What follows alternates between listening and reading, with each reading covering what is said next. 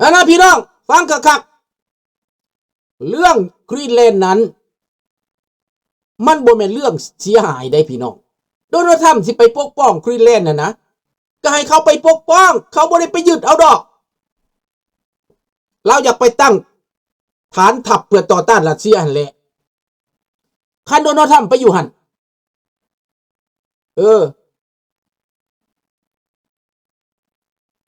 คันโดนัลด์ทรัมป์ไปอยู่หั่นอเมริกาไปอยู่หั่นก็แสดงว่าเดนมาร์กหรือว่าประเทศเดนมาร์กหรือว่าประเทศฟินแลนด์ต่างๆแถวนั้นนะเขาก็สิปลอดภัยได้แคนาดาก็สิปลอดภัยถามว่าแคนาดาเป็นหยังบ่ปากเป็นหยังบ่เว้าไปยึดอเมริกาอยู่กรีนแลนด์แคนาดายิ้มเป้ยติสิบ่ได้เสียงบประมาณไปปกป้องอีกแคนาดาก็บ่ได้มีเงินบ่ได้มีทหารหลายปานนั้นแคนาดาเสยมังให้อเมริกาไปอยู่โลดมันจะได้กั้นโซเวียตไว้กั้นรัสเซียไว้เห็นบ่ถามแบบเดนมาร์กมีปัญญาบ่เอาทหารไปตั้งไว้หั่นเพื่อปกป้องกรีนแลนด์บ่ให้รัสเซียแทรกแซงเข้ามาบ่จีนแทรกแซงมาบ่มีปัญญาต้องอาศัยอเมริกาโวยวายอยากให้อเมริกาถอนออกจากยุโรปอเมริกาเข้าทางโลดถอนโลดเยอรมันบ่ยอมลาตเวียลิทัวเนียโปแลนด์บ่ยอมจักประเทศแถวยุโรปเก่าเขาบ่ยอมมีแต่ฝรั่งผู้เดียวว่าปากอยากไล่อเมริกาหนีสบายดีสำราญฝรั่งเศสอยากไล่อเมริกาหนีgo home ว่าซั่นเขาก็ว่าขอบใจ thank you แล้วเขาอยากหนีอยู่แล้วเขาเปลืองงบประมาณขนอาวุธขนอีหยังไปซอยเจ้านั่นเขาบ่อยากเฮ็ดแล้วเขาอยากหนีแล้วตาทำนั่นเราเบื่อแล้วนี่ความจริงมันเป็นแบบนี้พี่น้องดังนั้นคนอินุตอยู่ในกรีนแลนด์นะคนเอสกิโมนะพวกกินปลาดิบนะพวกเขาบ่ได้ดังไฟตะกี้นะดังนั้นพวกจีนพวกรัสเซียนี้เขาอยากกวมโลกอยู่แล้วเจ้าบ่เห็นปาก1จีนไปยึดเอาทิเบตพวกเจ้าคือมิดคือมาเงียบจีนยึดเอาทิเบตคือบ่เห็นปากคือบ่เห็นห้องคือบ่เห็นโวยเห็นวายฝรั่งเศสนะบาดนี้รัสเซียไปยึดเอาไครเมียฝรั่งเศสก็มิดอีกก็นี่ก็ได้บ่เห็นว่าหยังไปยึดเอาไครเมียนั่นเห็นบ่อันนี้แหละเรื่องของมันอันใดก็สิทิ่มให้เบิดพวกกินแมวน้ำมาแหละพวกกินปลาฟกนั่นแหละกินแมวน้ำมันแหละ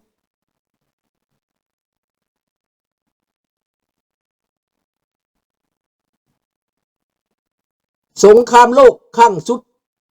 ที่3นี่โลดนะมันยากอเมริกาเขาพร้อมแล้วคันเจ้าสิเฮ็ดแต่มีประเทศใดสิกล้าเฮ็ดสงครามโลกครั้งที่3มันประกาศทำไมจีนกับรัสเซียก็พร้อมกันเลยเฮ็ดสงครามโลกครั้งที่3พร้อมกันโลดนะลุงก็แฮงอยากได้แล้วอยากให้มันมาซะตอนนี้นะให้มันเกิดตอนนี้คันมันสิเกิดก็ได้ตอนอเมริกาพร้อมนี่นะเอาใช่มั้ยผู้ใดอยากเฮ็ดจีนบ่รัสเซียบ่เอาเลยเอาตอนนี้แหละมันสิได้โอกาสแต่เฮาก็ได้เห็นบ่สงครามน้ำลายเข้าห้องอันเพิ่นมาวิพากษ์วิจารณ์ legal illegal เมื่อมีรั้วมีบ่มีรั้วเพิ่นว่าบ่มีสิทธิ์มีสิทธิ์บ่มีสิทธิ์ถามว่าเผด็จการฆ่าคนมีสิทธิ์บ่ผู้นำประเทศไล่ประชาชนตัวออกหนีจากประเทศ8ล้านคน10ล้านคนมีสิทธิ์บ่จับออกมาดูคนเดียวเพิ่นสิตายแล้วเพิ่นห้องเพิ่นโวยเพิ่นวายเพิ่นได้กินหยังนำมักมาดูดูนะถามดิคนเวเนซุเอลาเขาเฉลิมฉลองเขาเต้นเยาะเต้นย่องพี่น้องเขาเต้นเดาะเต้นดองเขาดีใจเขาสักคู่บักมาดูโรลงจากนั้นทหารกับพร้อมเขาตำรวจกับพร้อมเขาผู้นำใหม่นี่รองประธานาธิบดีนี่บ่ได้เฮ็ดหยังบ่ได้ไปไล่ฆ่าไล่ตีประชาชนในบาทนี่ได้อีตาถ้ำคู่ไว้แล้วเด้ให้เจ้าอำนวยความสะดวกให้ประชาชนได้มัน ก็เป็นการโอนถ่ายอำนาจไปสู่ประชาชนให้พรรคการเมืองได้มาเคลื่อนไหวให้พรรคการเมืองได้มาเคลื่อนไหวการเมืองฝ่ายค้านก็ได้เข้ามาฝ่ายใดก็ได้เข้ามาลุงเจ้ามักฝรั่งเศสบ่ได้ลุงบ่มักฝรั่งเศสเพราะลุงรู้จักภาษาฝรั่งเศสตั้งแต่ต้นพอเลี้ยงลูกกับลุงก็เป็นฝรั่งเศสแต่ลุงบ่มักการเมืองฝรั่งเศสเป็นการเมืองขี้สอดตอแหลฝรั่งเศสเดี๋ยวนี้ก็บ่แม่นฝรั่งเศสแล้วบักเมลังซ่งก็บ่แม่นฝรั่งเศสแล้วเป็นพวกอัลเจเรียนเป็นพวกมาร็อกเป็นพวกนาปุนฝรั่งเศสมันเป็นประเทศแบบนั้นแล้วเขาฮ้องว่าเวรกรรมของมันตามสนองไปฝรั่งเศสนั่นน่ะมันไปขนพวกนั้นมาเอาเขามาแล้วเขาเครียดแล้วเขาแก้แค้นเจ้าคนพวกนั้นมาวุ่นวายเมืองฝรั่งเศสทันเดียวนี้นะคนฝรั่งเศสแท้เขาก็เสียใจอยู่เห็นบ่ล่ะเอาไปมาพวกเขาห้องว่าพวกชาติต่างๆที่มาใหญ่อยู่ในฝรั่งเศสนั่นบ่ได้เป็นใจฝรั่งเศสเด้บ่ได้เป็นใจเด้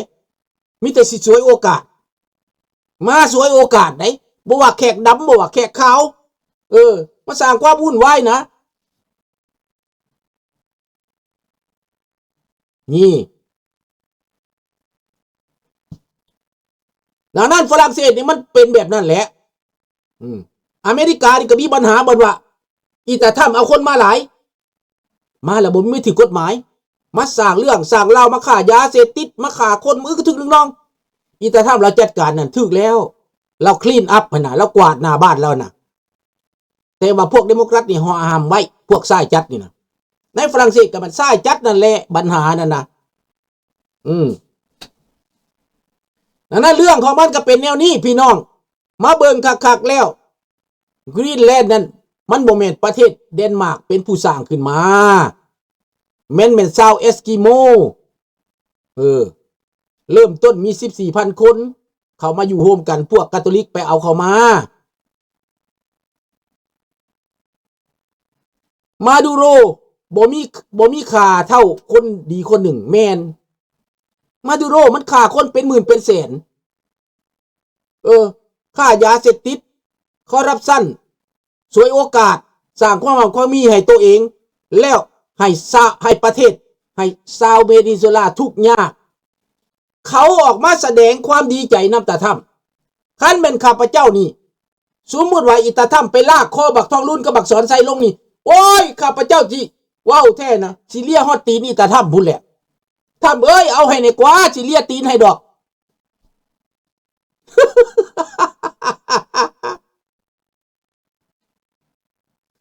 ลากคอบักทองรุ่นกับบักสอนไซ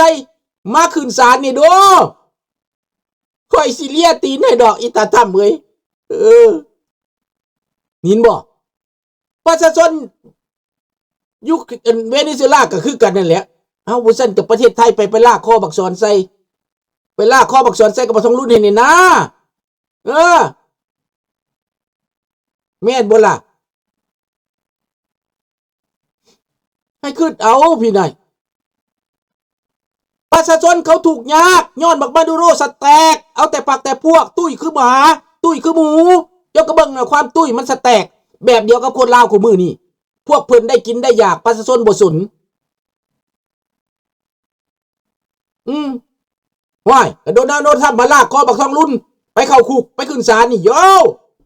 คอยนี่จักสิเฮ็ดแนวใดให้เล่าแหละก็สิบูชาเล่าพุ่นแหละก็สิเทียบว่าเล่าเป็นเทวดาพุ่นแหละให้คือเอาคอยสั่งตั้งแต่ว่ามิตรรังเอาไก่สอนไปเอาเงินให้พุ่นนะคอยสั่งมันน่ะ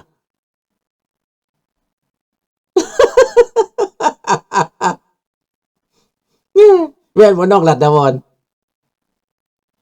ก็เป็นอย่างสั้นตัวคันเขาไปปราบโจรให้เจ้าก็คือแม่มันบ่เนสเขาไปปราบโจรให้นะประชาชนเวเนซุเอลาเฮ็ดหยังบ่ได้สิออกมาประท้วงก็แล้วสิออกมาขับไล่ก็แล้วมันเอาไปฆ่ามาไล่ก็ได้ปบได้หนีฝ่ายการเมืองฝ่ายค้านฝ่ายรัฐอีสังได้หนีจากประเทศเป็น 7-8 ล้านคนพี่น้อง รอดตายได้มันเอาไปเข้าคุกแล้วรอดตายได้บางคนตายเลยได้ตายในคุกมันฆ่าน่ะมันก็เอาแต่พวกมันแบบเหล้าแดงเห็ดกับพวกเฮานี่แหละบาดนี้พี่น้องในเมื่อเขาจับตัดคองูเห่าเลยนะเสือนคอจงอางแล้วพรึดเลยตัดคอมันไปแล้วลากคอไปขึ้นศาลประชาชนเวเนซุเอลาเต้นดะเต้นดองเขามวนมือเบื้องต้นเขาก็งงอยู่ในเบื้องต้นเพราะว่าฝรั่งเศสโฆษณาส่วนเสือจากกรณีว่าอเมริกาสิไปยึดเอาประเทศเวเนซุเอลาสิเอาเป็นหัวเมืองขึ้นจังสั่นจังซี่สิไปหลักน้ำมูกน้ำมันสิไปหลักน้ำมูกน้ำมันได้เพิ่นเว้าสิไปเอาแก๊สสิไปเอาหยังเพิ่นเว้าแต่แนวเสียได้เพิ่นบ่เว้าแนวดีได้บาดนี้มาเถียงกันได้ฝรั่งเถียงกันเอ้ามีหมอหนึ่งเว้าได้หมอฝรั่งว่าเจ้าก็คือเบิ่งประชาชนเขานี่เฮ็ดหยังบ่ได้แล้วเขาหมดปัญญาแล้วกับบักนี่น่ะมีคนไปเตะออกให้มีคนไปลากคอมันไปให้นี่เขาก็ยกมือสุดศอกพุ่นติแม่นบ่ล่ะให้คิดเอาแม่คนที่มันเบิดทางไปแล้ว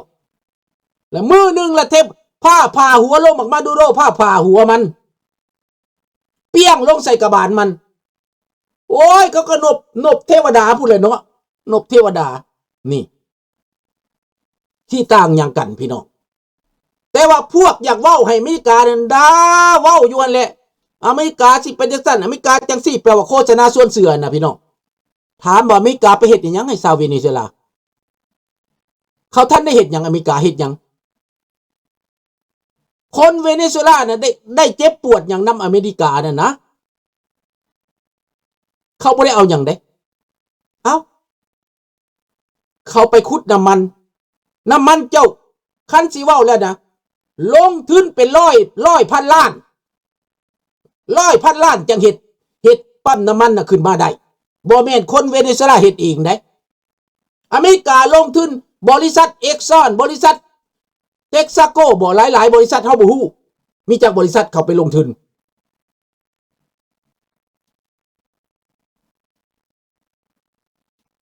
แม่ในเมื่อเขาเฮ็ดขึ้นมาแล้วเจ้าผัดไปยึดเอาของเขาก็คือลุงเปรียบเทียบว่าบริษัทปตท.นี่นะลงทุนบักหลายๆแล้วบ่จักจ้างพนักงานบ่จักเทคโนโลยีบ่จักอิหยังจ้างกันน้ำมันกันแก๊สอยู่บ่อยู่แล้วไปยึดเอาของเขาลุกทุนแตกนี้ก็ถึกกลับไปยึดเอาของเขาบาทนี้เขาว่าคอยสิเอาคืนแล้วบาทนี้นะพัดว่าเขาสิมาปุ้นเพิ่นปุ้นเขาแล้วเพิ่นลืมซะปุ้นเขาได้จะกระเบิงจีนเด้มันมาลาวรถไฟหั่นน่ะมันเอาเจ้าเอาเขื่อนมันก็เอาเจ้าไฟฟ้ามันก็เอาเจ้าเขาปุ้นเจ้าและพวกคนลาวบ่เห็นปากจักคน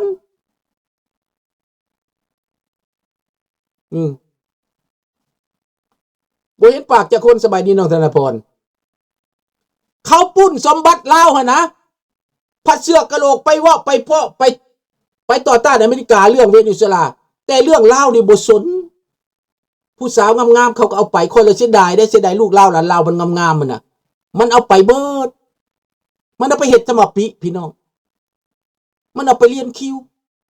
ผู้ชายลาวบ่มีหำบ่มีปากอีหยังบ่ได้มิดจิลีปันหอยไข่ผู้ชายลาวเขาขุดเอาดินเอาดอนเขาขุดเอาเกลือเขาขุดเอาโพแทสอยู่ในเวียงจันทน์เขาขุดพื้นดินเขาเจาะลงไปก็มิดจิลีสบายดีสมฤทธิ์มิดจิลีไอ้ลาวนี่นะบาดมีปากมีเสียงต่อต้านอเมริกาบ่โอ้ยเฮ็ดเซิกเพิ่นว่าเพิ่นประชุมพรรคเพิ่นน่ะฟังเพิ่นเว้าได้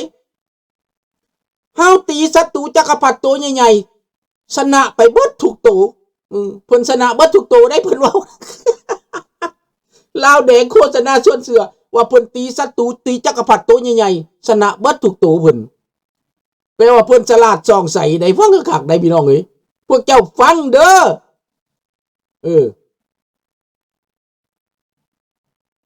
นี่แหละให้คิดเอาดังนั้นทุกมื้อนี้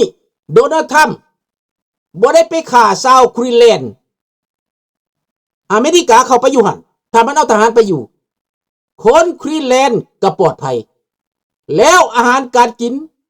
ตลาด